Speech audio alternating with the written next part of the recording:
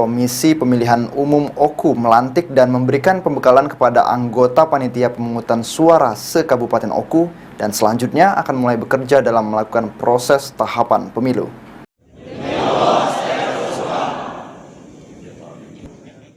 Sebanyak 471 anggota panitia pemungutan suara Kabupaten OKU dilantik Ketua Komisi Pemilihan Umum Kabupaten OKU.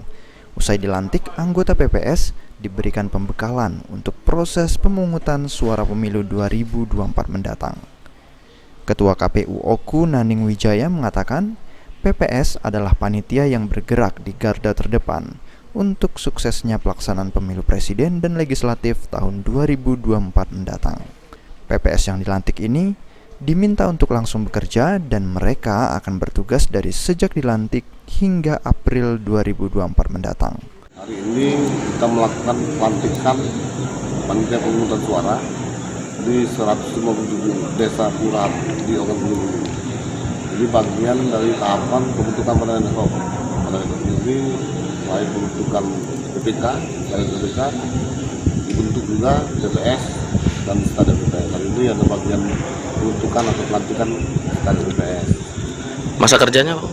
Masa kerja dimulai dengan hari ini sampai dengan bulan April tahun 2024.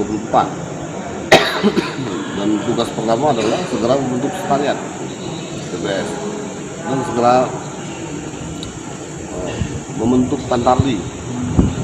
Nanti disampaikan dengan KPU dalam siangba dengan persyaratan yang sama seperti membentuk ini TPS.